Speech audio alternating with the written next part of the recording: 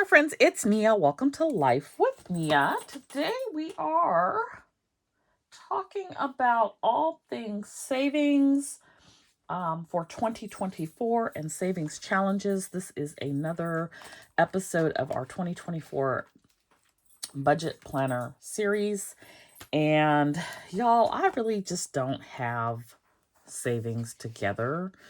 I was just reflecting on like what I did in 2023, 2022, 2021.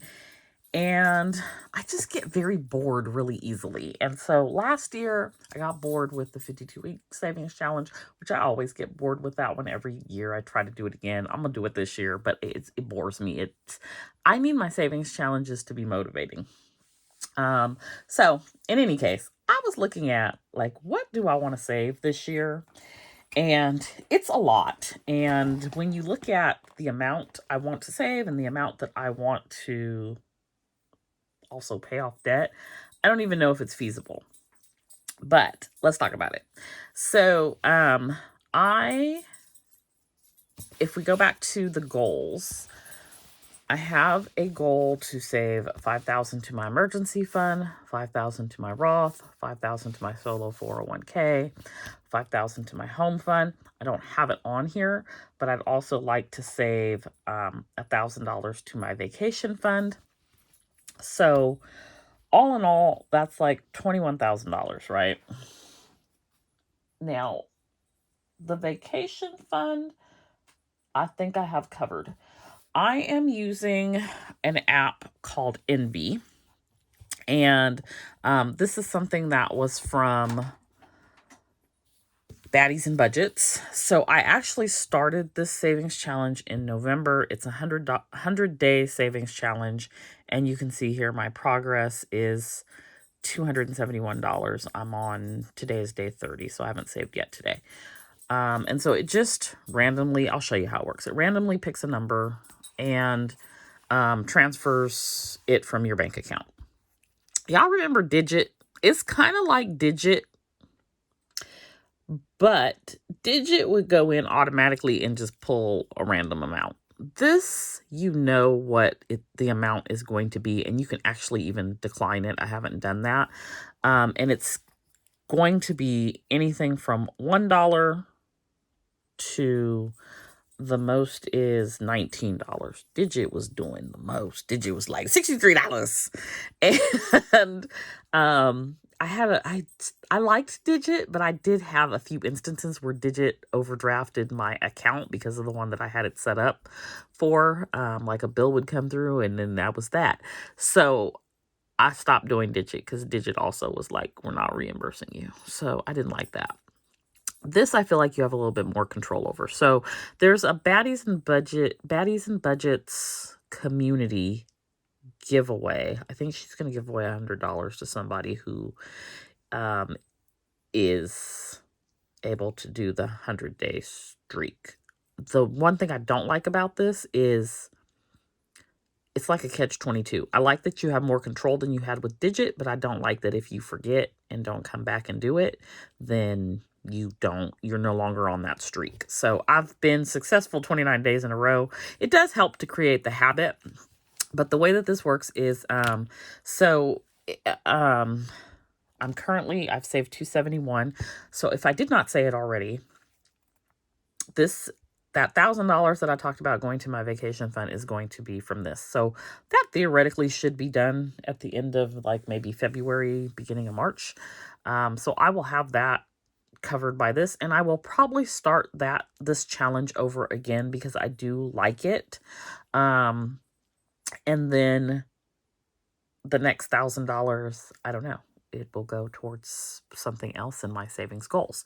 So here's how this works. You log into your account, you set up your account, you log in, this is what it looks like. So it'll tell you, what day you're on, what your progress is, and you need to pick a number. So I am going to press go, and it makes its way around the game piece. It doesn't look as good on the iPad as it does on my phone. And then I just press stop, and wherever it stops, so it's $3. you can either transfer that amount, or you can say, no, that doesn't work for me. I want to do something else. I want to try again. I always just say go ahead. And so it transfers it to my account, or from my account to their account. And so today is day 30. So it's a savings frenzy. I have unlocked a Goldie. I don't know about this reward. This is the first time. Try to land on a gold envelope starting tomorrow. So we'll see what that's all about. That's new.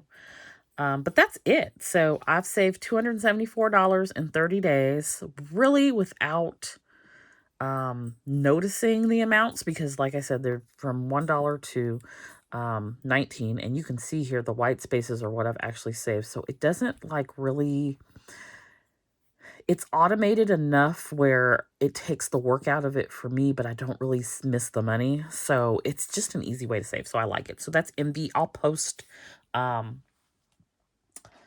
the information down below in the description box if it's something that you are interested in.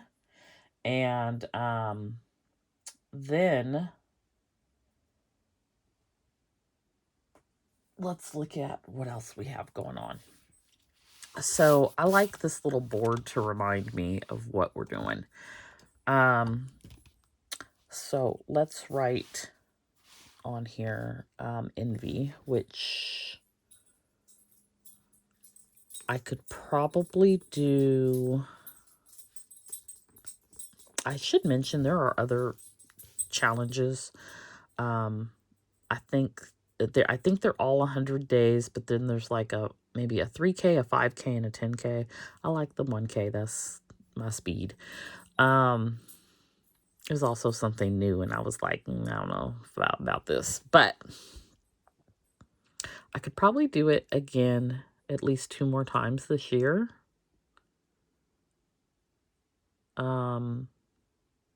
So that's something for me to think about as well. So we've got that. Then I have the 100 envelope challenge, which is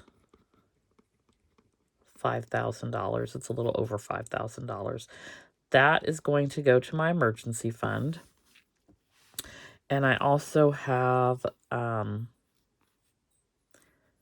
0 out savings challenge, which goes to my emergency fund. That I'm looking at maybe $300 over the course of a year. So I think without a doubt, we've got the $5,000 for the emergency fund covered. I like to do, I'm going to just put Savopoly and the 52-week down. When I do them, they go to my home fund, but I'm just not sure where they fit in this year. The same would go for 24 and 2024. I'm like on the fence about it this year. So that was going towards my self-care. And I've added it as like a sinking fund to ensure that I save the amount every month by just taking it at the beginning of the month off the top. I like that I set that goal this year to do a quarterly self-care activity. And so I don't know if I'll do 24 and 2024 or not. I will continue to save loose change. Y'all know I like to round. Loose change goes to my Christmas fund. And I don't have a dollar amount per se that I want to save for that. The other thing I have is the Budget Mom. So the Budget Mom used to have where you could purchase a year of savings challenges, and they were like these monthly savings challenges. They come with the savings challenge, the envelope. Here's January as a example. She doesn't do them anymore, but there is a free Facebook group, and every month she puts out one, and so it's the same challenges that I've already done. So for me, that's a little boring, but it's another, for me, I like to use it for my home fund as well.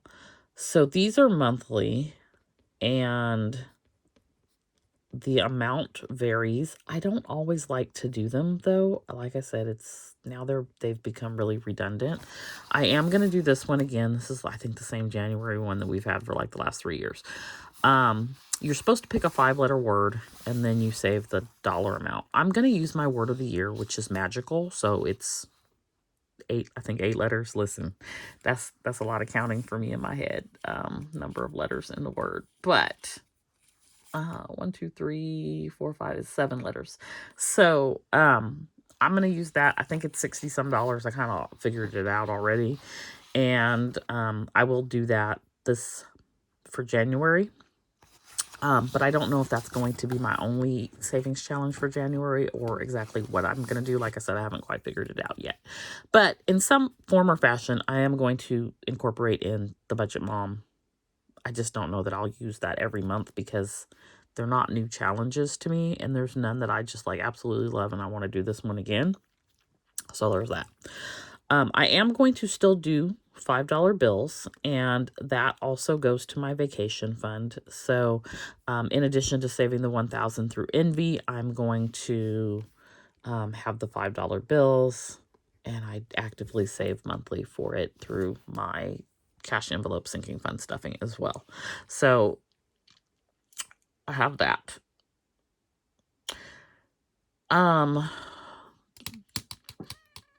Then we get into like where I just kind of don't know. So I told you 52-week and Saveopoly, not sure about. I have 2 savings challenge books. They were digital printable from Taylor Budgets. This is volume 2, level 2. I also have volume 2, level 1. The difference is level 1 is lower savings amounts. Level 2 is higher savings amounts. I can't find the level 1 one. I can't find it electronically or anything.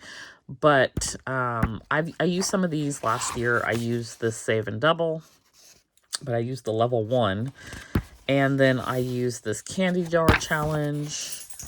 Petey says hi. So I probably will dabble in here for a savings challenge just to change it up. I also have savings challenge book from Baddies and Budgets, and there are some good ones in here as well, so I may grab something out of here. I don't know. I have this Sense to Savings, and I don't think I've used any of the ones in here before. These are all savings challenges that I got probably in 2022. So I've had them for a while. I like a lot of variety. I have a few in my Etsy purchases as well that I could pull on. I also, so the Baddies and Budgets Advent included a couple of savings challenges. So these little mini ones, this one is a $60 one. This one is the monthly, so saving up $60 over the course of the month. I like the total amount every 15th. I like that one. And then there's more of them in here. So I have these as well that I could do. Like there's a no spin one. There's every time you buy a coffee, you save 5. Every time you dine out, you save 7. So I may pull on those. I also have from that Advent the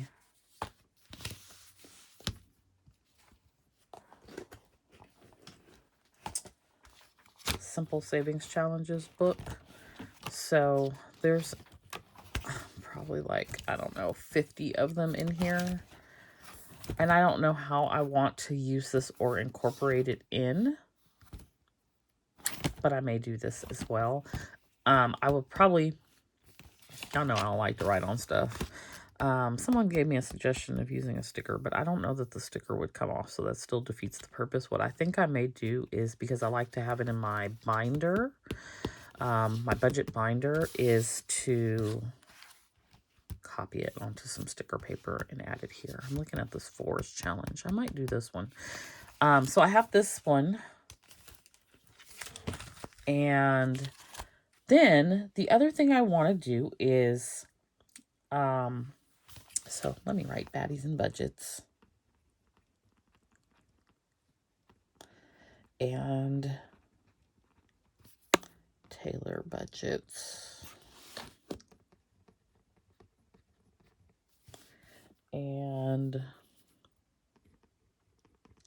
cents to savings. All of those I would probably use towards putting towards my home fund. Just not sure yet. The other thing I have, this is, you can grab this on social media, is on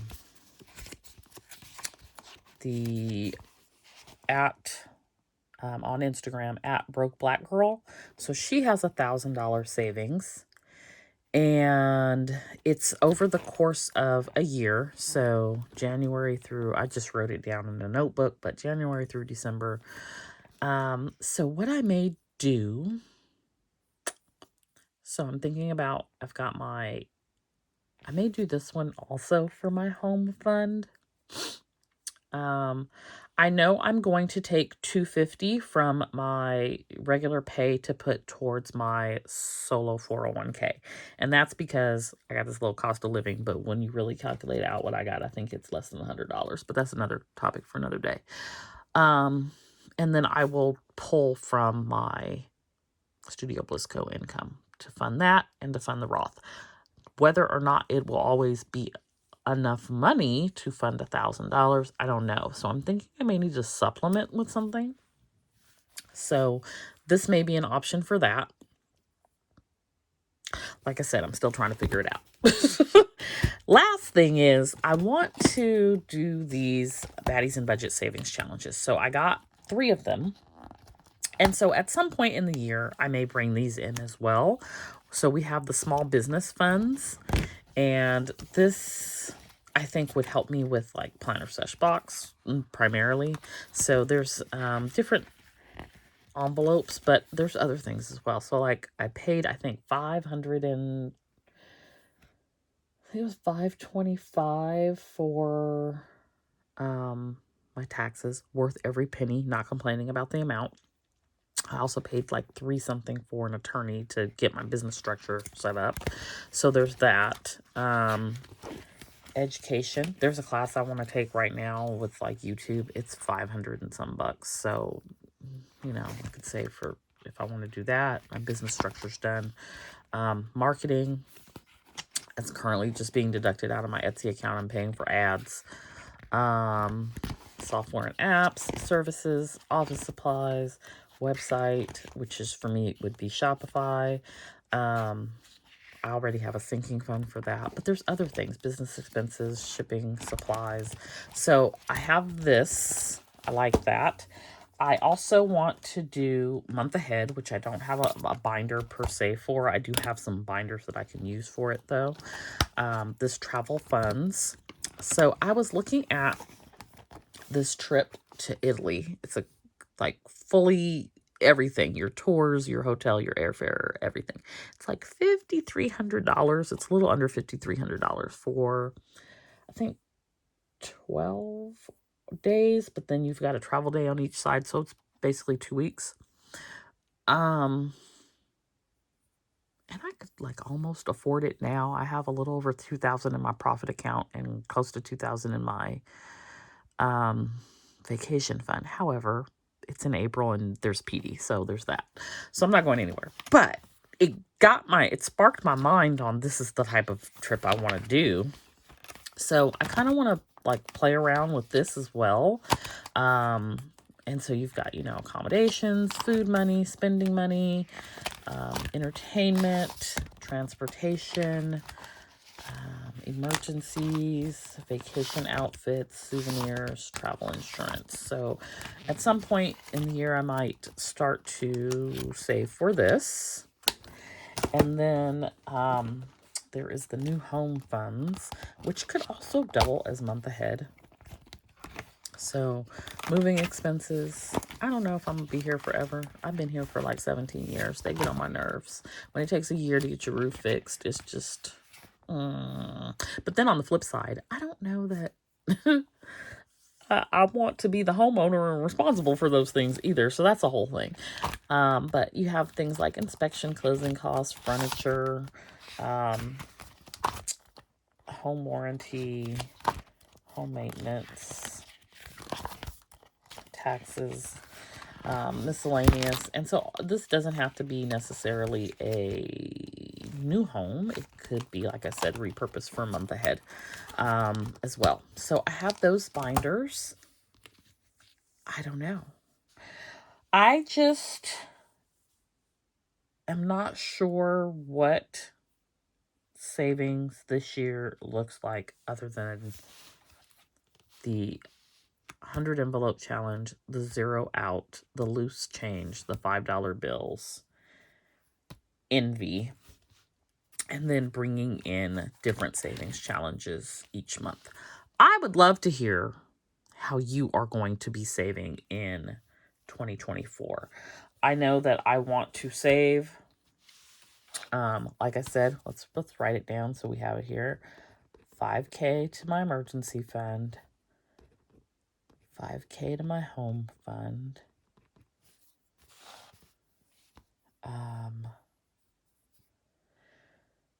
$5K to my Roth, which is not even maxing it out. However, we also bump into potentially being at an income level where we can't max it out. So there's that.